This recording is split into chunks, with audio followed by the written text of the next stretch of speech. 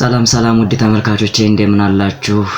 አንድ መጽሐፍ አስተዋውቃችኋለሁ። ዛሬ እሱን ገዝታችሁ ታነባላችሁ። አንድሮሜዳ ቁጥር 1 መጽሐፍን ሪቪው ሰራላችኋለሁ። ቁጥር 2ን በሌላ ቪዲዮ እንመጣበታለን ማለት ነው። ይህ መጽሐፍ ክቡር መጋቢ ሐዲስ ዶክተር ሮዳስ ታደሰ እንዲሁም ዶክተር ጌትነት ፈለቀ ጽፈውታል። በጣም ጥሩ መጽሐፍና አሪፍ መጽሐፍ ነው። ሳይንስን ከሃይማኖት ጋር እያነጻጸረ በደንብ አድርጎ ኢትዮጵያዊነትን በግልጽ የሚያሳይ ከተፈጥሮ ጋር ያለን ትስስር በደንብ አጉልቶ የሚያሳይ መጽሐፍ ነው ማለት ነው። መጽሐፉ ከፊት ለፊት ገጹ ላይ ለመግለጽ እንደተሞከረው እዚህ ጋር የፕላኔቶች ሽክርክሪት አለ ማለት ነው። ሌሎችም ተፈጥሮዎች እዚህ ጋር አሉ፣ ብርሃናትንና ሌሎችም የመሳሰሉ ተፈጥሮዎች እዚህ ጋር ተገልጸዋል ማለት ነው። እና ስለነዚህ ኢትዮጵያውያን በደንብ አድርገው ጥናት ስላደረጉበት ስለዚህ የሚያወራ መጽሐፍ ነው ማለት ነው። ጸሐፊያኑ እዚህ ጋር ተገልጸዋል። መጋቢ ሐዲስ ዶክተር ሮዳስ ታደሰ እንዲሁም ዶክተር ጌትነት ፈለቀ እዚህ ላይ ያሉ ማለት ነው።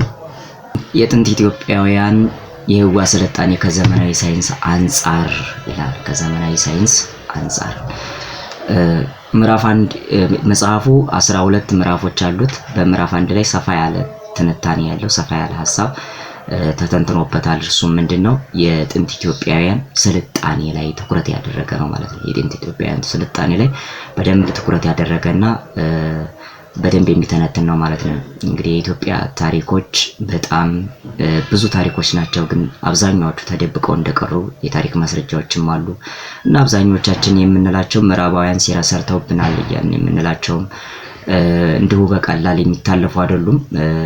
ስለ ታሪክ መደበቅ ማለት ነው። ከራሳቸው ከምዕራባውያን ጸሐፊዎች ራሱ ድሩሲላ ዱንጂ ሃውስተን የምትባል አሜሪካዊት ታሪክ ተመራማሪና ጸሐፊ እንደዚህ ትላለች። የጥንት ኢትዮጵያውያን እውነተኛ ታሪክ ለመደበቅ ሴራዎች በጋራ ስምምነት የተደረሱ እስከሚመስሉ ድረስ ይሰራሉ ብላ በመጽሐፏ ላይ ጽፏለች ማለት ነው። እና አብዛኞቻችን ኢትዮጵያን አናቃትም፣ ታሪኳን አናውቅም። ግን የጥንት ታሪክ እንዳላት የ3000 ዓመት ታሪክ አላት፣ እንደዚህ ታሪክ አላት፣ እንደዚህ ታሪክ አላት እያል ብዙ የምንዘፍነው ነገር አለ። ግን ታሪኳን ማወቅ አለብን ማለት ነው።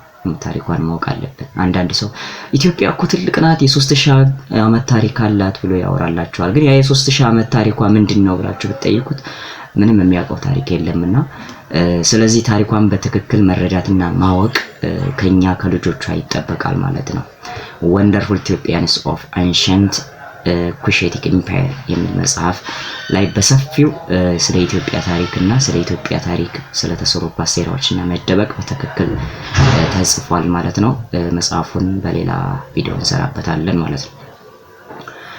ጥንታዊት ኢትዮጵያ ስልጡን ናት ያሰኛት ምንድነው ብለን ስንመለከት በጣም ሰፊ ነው። እዚህ መጽሐፍ ላይ የተዘረዘረ ነገር አለ። ሰፊ ነገሮች ነው። ጥንታዊት ኢትዮጵያ በጣም ስልጡን ናት የተባለችበት ምክንያት በብዙ ዘርፎች ከምዕራባውያንና ዛሬ ላይ ሰለጠን ከሚሉ ሀገሮች ቀድማ ስለተገኘች ነው። ለምሳሌ ሕግን መስራት፣ በሕግ መመራት፣ በከዋክብት ጥናት፣ በስነ ፈለክ፣ በፍልስፍና፣ በቋንቋ፣ በሙዚቃ የመጀመሪያውን ቋንቋ በማበርከት፣ በወርቅ ቁፋሮ፣ ብረት አቅልጦ መሳሪያ በመስራት፣ በስነ ህንፃ፣ በሂሳብ፣ በስነ ጥበብ፣ በግብርና የሲራራ ንግድን በመነገድ በእነዚህ በጣም ዘመናዊ የሆነ ስራን ሰራ ስለነበር በዘመኑ በዛ በነበረበት ዘመን ከሌሎቹ ከምዕራባውያን እንዲሁም ከአውሮፓውያን ቀድማ የተገኘች ስለነበረች እነዚህ ጥንታዊት ኢትዮጵያ ስልጡን እንደሆነች ያስረዳሉ ማለት ነው። በተለይ በግዛትና በስነ ፈለክ ምርምር ማንም የሚደርስባት ሀገር አልነበረችም ማለት ነው። በግዛት ለምሳሌ ብዙ ጊዜ ጥንታዊት እየተባለች የምትጠራው ግብጽ ነች። ግን ከግብጽ በፊት 18 የኢትዮጵያ ነገስታት ግብጽን ጨምሮ እንደገዙ እና እንዳስተዳደሩ ይነገራል ማለት ነው። እዚሁ መጽሐፍ ላይ ማየት ትችላላችሁ። ሌላው ኢትዮጵያ በመጽሐፍ ቅዱስ ስትጠራበት የነበረው አጠራር ራሱ በጣም ጥንታዊ እንደሆነች በዘፍጥረት ላይ ከአራቱ አፍላጋት ወይም ከአራቱ ወንዞች አንዱ ጊዮን የኢትዮጵያን ምድር እንደሚያጠጣ ተጽፏል። ሌላም ቦታ ዘሁልቁ ሙሴ የካህኑ ራጉኤል እየተባለ የሚጠራው ወይም የዮቶርን ልጅ ሲጳራን እንዳገባ በዘሁልቁ ላይ ተጽፎ ይገኛል። በዳዊትም ኢትዮጵያ እጆቿን ተዘረጋለች የተባለው ንጉስ ዳዊት እንደዘመረው ማለት ነው። በሌሎች በነገስታትም በጥበብ መጻሕፍቶችም ሁሉ የኢትዮጵያ ስም እንደተጠራ እንደተነገሰ ከፍ ያለ ክብር እንዳላት ሁሉ ከ40 ጊዜ በላይ በመጽሐፍ ቅዱስ ተጽፋ መገኘቷ ጥንታዊት ኢትዮጵያ የሰለጠነችና በጣም የተራቀቀች በሃይማኖትም በሳይንሳዊ እውቀትም በጣም ሰፊ እንደሆነች ይነገርላታል፣ ያስረዳናል ማለት ነው። በስነ ፈለክ ምርምሩን ስንመለከት የኖህ ልጅ ካም፣ ከካም የተወለደው ኩሽ፣ ከኩሽ የተወለደው ናምሩድ፣ የናምሩድ ትውልድ የሚሆነው የጌራ ልጅ ኤቲኤል የሚባል ሲደርስ ይህ ኤቲኤል ምንድነው? የአዳም ሰባተኛ ትውልድ የሆነው የሄኖክ ምርምር ስለ ስነ ፍጥረት ያለውን፣ ስለ ስነ ፈለክ ያለውን፣ ስለ ስርዓተ ፀሐይ ያለውን ፍልስፍናና ምርምር እሱን በጠልሰም አድርጎ በዝሆን ጭኖ ወደ ኢትዮጵያ እንደገባ ይነገራል ማለት ነው። ወደ ኢትዮጵያ ካስገባ በኋላ በስነ ፈለክ ምርምር በተወሰነ መልኩ ይህ ኢቲኤል የሚባል ሄዶበታል ማለት ነው። ኢቲኤል በኢትዮጵያ ሲኖር እንቆጳን የምትባል ኢትዮጵያዊት ሴት አግብቶ ሲኖር ዮጵ የሚባል ወርቅ በኢትዮጵያ ምድር ሲያመርትና ሲያስቆፍር እንደኖረ ይነገራል። ይህ ዮጵ ሲመረት እሱ ስሙ ኢቲኤል ነው እና ኢቲኤል ንጉሰ ዮጵ እየተባለ ይጠራል። ኢቲኤል ኤል የሚለውን አጥፉትና ዮጵ የሚለውን አስገቡት። ኢትዮፕ ወይም ደግሞ ንጉሰ ዮጵ እየተባለ ይጠራ ነበር። የኢትዮጵያ ስያሜም በስነ ፈለክ በዛ የመጣ ነው የሚባል ነገርም አለ። በሌላም በሶሻል ትምህርቶችም ላይ ሌላም እይታ አለ ማለት ነው። ይሄም አንዱ እይታ ነው እና ስለዚህ ይሄ ምንድነው ኢቲኤል የሚባል የካም ወይም የኖህ ትውልድ በስነ ፈለክ ምርምር ኢትዮጵያ ላይ በተወሰነ መልኩ እንዳስፋፋው ይነገራል። ይህ ግን በዚህ ብቻ አላበቃም። ከኢቲኤል በኋላ ሚሼል እና ቀራሚድ የሚባሉ የነዚሁ ትውልድ ስነ ፈለኩን በትክክል በሰፊው ጥናቱን አስፋፍተውታል ማለት ነው። ከዚያ ባለፈ ደግሞ ከነዚህ በኋላ የመጣው ከነርሱ ቀጥሎ በእነዚሁ ትውልድ የሚገኘው የቀራሚድ ልጅ የሆነው ዴሸት በጣም ስነፈለኩን በሰፊው አድርጎ አብራርቶ አስፋፍቶ ስነፈለክ ምርምሩን እንትን ብሎታል ማለት ነው። በደንብ አድርጎ አጥንቶበታል ማለት ነው። ይሄ ሲያጠና ምንድነው ያደረገው? በጣና ሐይቅ ምናልባት ከዛ አካባቢ ያላችሁ ታሪኩን በሰፊው ታውቁት ይሆናል። ጣና አካባቢ ላይ በጣና ሐይቅ ላይ በባህሩ ላይ የውሃ ሽክርክሪትን ዋተር ዌቭ ሞሽን የሚለውን ሲያጠና ከላይ በጨረቃ በሰማይ ላይ የሚታዩ ጨረቃ ከዋክብት ላይ በውሃው ላይ ተንጸባርቀው ይታዩ ነበር እና በዛ በከዋክብት በአንድ ኮከብ ላይ የሆነ ሰሌዳ አየ። በዛ ሰሌዳም ላይ ድንግል ልጅ ታቅፋ ይዛ አየ ማለት ነው፣ ከዋክብቱ ላይ ማለት ነው። እና እሱን ነገር ወርቅ አንጣሪ አምጥቶ ስዕል አስሎ በወርቅ አድርጎ በወርቅ ስዕል አስሮ እሱን አስቀመጠው ማለት ነው። ያን ኮከብ እዚህ ስዕሉ ላይ እንደምትመለከቱት አስቀመጠው ማለት ነው። ያንን ካስቀመጠ በኋላ ምንድነው ያለው? ይህ ኮከብ ሲወጣ ሰማያዊ ንጉስ ይወለዳል ብሎ ለትውልዱ መልእክት አስተላልፎላቸዋል ማለት ነው። ያ ኮከብ ሰብአ ሰገልን እየመራ ሕፃኑ ኢየሱስ ክርስቶስ ወደ ተወለደበት ወደ ቤተልሔም አውራጃ የመራቸው ኮከብ ነው ማለት ነው። እና ይሄ ከበፊቱ ገና ከጥንቱ የነበረ የኢትዮጵያውያን ምርምር እንደውም ከሰብአ ሰገል አንዱ ኢትዮጵያዊ እንደሆነ ይነገርለታል። አንዳንድ መላምቶችን ሶስቱም ኢትዮጵያዊ እንደሆኑ ይነገራል ማለት ነው። እነዚህ ሁሉ ምንድነው የሚያስረዱት? የኢትዮጵያን ጥንታዊ ስልጣኔ በሰፊው ያስረዳሉ። በስነ ፈለኩ ምን ያህል የተራቀቁ እንደሆኑ ያስረዳሉ ማለት ነው። ይሄ በምዕራፍ 1 የተካተተ ጠቅለል ያለ ሐሳብ ነው ማለት ነው። እናንተ ዝርዝሩን በትክክል አንብቡት። ትልቅ ዕውቀትና ትልቅ ታሪክ ታገኙበታላችሁ ማለት ነው። ምዕራፍ 2 ላይ ህብራተ ከዋክብት ተቀምጠዋል። እንግዲህ ኢንተርናሽናል አስትሮኖሚካል ዩኒየን የሚባለው ዓለም አቀፍ የአስትሮኖሚካል ጥናት እንደሚያሳየው ምንድነው 88 ህብራተ ከዋክብት እንዳሉ ወይም ኮንስቴሌሽኖች እንዳሉ ያስረዳል፣ ያስቀምጡታል ማለት ነው። እነዚህም በሶስት ዋና ዋና ምድቦች ተከፍለዋል። እነዚህ ሶስቱ ምንድናቸው? 17ቱ የሰው ምስል አይነት ያላቸው፣ 42ቱ ደግሞ የእንስሳ ምልክት ያላቸውና ሌሎቹ 29ኙ ደግሞ ምንም ህይወት የሌላቸው እንስሳቶች ወይም ህይወት የሌላቸው ነገሮችን የሚመስሉ ናቸው ማለት ነው። ከቅርጻቸው አንፃር በእነዚህ ተመድበዋል። ሌላው እነዚህን ደግሞ በ8 መደብ ይመድባቸዋል። ከነዚህ ከ8ቱ መካከል ፐርሰስ እና ዞዲያክ አንዱ ነው። ዞዲያክ ኮንስቴሌሽን እና ፐርሰስ እነዚህ በዋናነት እነዚህን ያነሳውበት ምክንያት በኢትዮጵያ ስነፈለክ በደንብ የተጠኑ ስለሆኑ ነው። ዞዲያክ የምንላቸው 12ቱ መገብተ አውራህ የሚባሉ 12ቱን ወራቶች እየመገቡ አመትን በ12 ወር የሚያፈራርቁት አመታትን እነዚህ የሚመሩት ናቸው።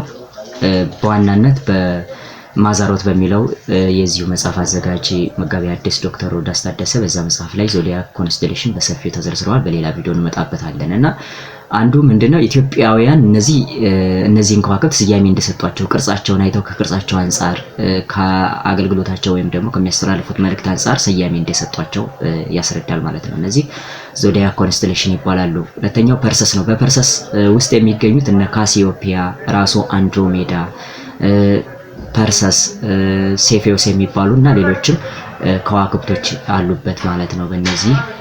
በዚህ በፐርሰስ በሚለው ኮንስቴሌሽን ውስጥ ኮንስቴሌሽን እንግዲህ የከዋክብት ስብስብ ማለት ነው። ህብራተ ከዋክብት ናቸው እነዚህ። ካሲዮፒያ፣ ሴፌዎስ እና አንድሮሜዳ እዚሁ መጽሐፍ ላይ ታሪካቸው በሰፊው ተጽፏል። ካሲዮፒያ እና ሴፌዎስ የኢትዮጵያ ንጉስና ንግስት እንደሆኑ ይነገራል። የነሱ ልዕልት የምትሆን አንድሮሜዳ ደግሞ ልጃቸው እንደሆነች ይነገራል ማለት ነው። እዚሁ መጽሐፍ ላይ በሰፊው ታገኙታላችሁ። ይሄ በምዕራፍ 2 የተካተተ ነው። ምዕራፍ 3 ላይ ፕላኔቶች ተቀምጠዋል። ፕላኔቶች በዋናነት በሁለት ይከፈላሉ። ኢነር ኤንድ አውተር ፕላኔት ተብለው ይከፈላሉ። በሌላ በኩል ደግሞ በሶስት እንከፍላቸዋለን። እነሱም ኤክሶ ፕላኔት፣ ድዋርፍ ፕላኔት እና ኖርማል ፕላኔት ብለን እንከፍላቸዋለን። እነዚህም ከመጠነ ቁሳቸው፣ ከቅርጻቸው፣ ከስበት መጠናቸው አንጻር የሚከፈሉ ናቸው።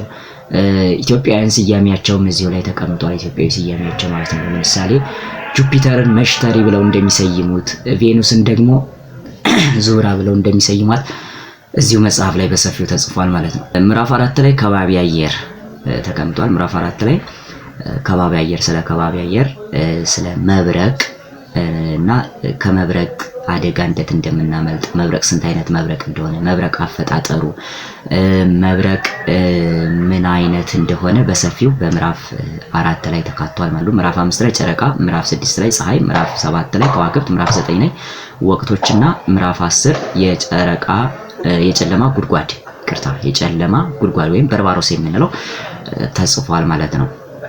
ምዕራፍ 8 ላይ ንጥረ ነገሮች የዘለልኩት ያው ለየት ያለ ስለሆነ ነው። እነዚህኞቹ ደግሞ ምዕራፍ 5፣ ምዕራፍ 6፣ ምዕራፍ 7፣ ምዕራፍ 9 እና ምዕራፍ 10 ላይ ያሉት በአንድሮሜዳ ላይ በሰፊው በማዛሮት ላይ በሰፊው ስለተጻፉ እነዛ ላይ እንመጣበታለን ብዬ ነው። ምዕራፍ 8 ላይ ንጥረ ነገሮች፣ ምዕራፍ 11 ላይ ደግሞ የህዋ መጤ ፍጡራን ወይም አሊያንስ ወይም ባዕድ ፍጡራን የምንላቸው ተዘርዝረዋል። በደንብ ስለነሱ ተጽፏል ማለት ነው። ምዕራፍ 12 ላይ የዘመን አቆጣጠራችን ይላል። የዘመን አቆጣጠራችን ጳጉሜን የመሳሰሉትንና እንዳለ የኢትዮጵያ የዘመን አቆጣጠር እንዴት እንደነበረ በትክክል ተጽፏል ማለት ነው። ስርዓተ ፀሐይ በጥቅሉ እነ ጨረቃ ከዋክብትን እነዚህ ቤልቶችን አስትሮይድ ኤንድ ኩይፐር ቤልቶችን ያካተተ ነው። ጋላክሲዎችን ሚልክዌይ ጋላክሲ ወይም ፍኖተ ሐሊብ የምንለው አንድሮሜዳ ጋላክሲ እና ሌሎችም ጋላክሲዎችን ሁሉ ያካተተ ነው በስርዓተ ፀሐይ ማለት ነው። በዩኒቨርስ ሰማይ ላይ የሚገኙትን ሁሉ ያካተተ ነው። ስለነዚህ እውቀቶች በትክክል አንድሮሜዳ ቁጥር 1 በሰፊው ዝርዝሩን ያስቀምጣል። እናንተ ገብታችሁ አንብቡት። በጣም ደስ የሚል የሚማርክ በጣም ሰፊ እውቀት የሚያስገኝ መጽሐፍ ነው ማለት ነው።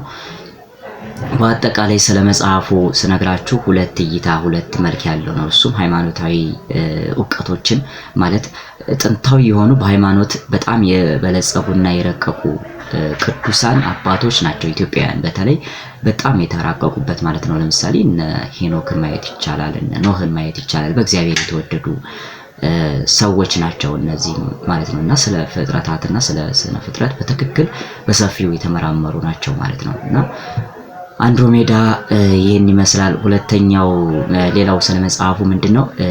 ሁሉም ላይ የኢትዮጵያውያን ፍልስፍና የኢትዮጵያውያን እይታ አለበት እዚህ ላይ ማለት ነው። ኢትዮጵያውያን የትኛውም ቦታ ላይ አሉበት ማለት ነው። እዚህ መጽሐፍ ላይ እንደተገለጸው በጣም ደስ የሚል ነው። ሳይንሳዊ የሆነ ሃይማኖታዊ የሆነ እይታ ያለው አዋልድ መጽሐፍ ነው ብዬ ማለት እችላለሁ ማለት ነው። መጽሐፍ ቅዱስንም እየጠቀሰ ስለሚያብራራ ማለት ነው። እና መጽሐፉ በጣም አሪፍ መጽሐፍ ነው። እንድታነቡት እየጋበዝኩኝ ቪዲዮ ላይክ፣ ቻናሉን ሰብስክራይብ ማድረግ አትርሱ። የደወል ምልክቷን ተጫኑ፣ አዲስ ቪዲዮ ስሰራ እንዲደርሳችሁ ማለት ነው። ጤና ይስጥልኝ።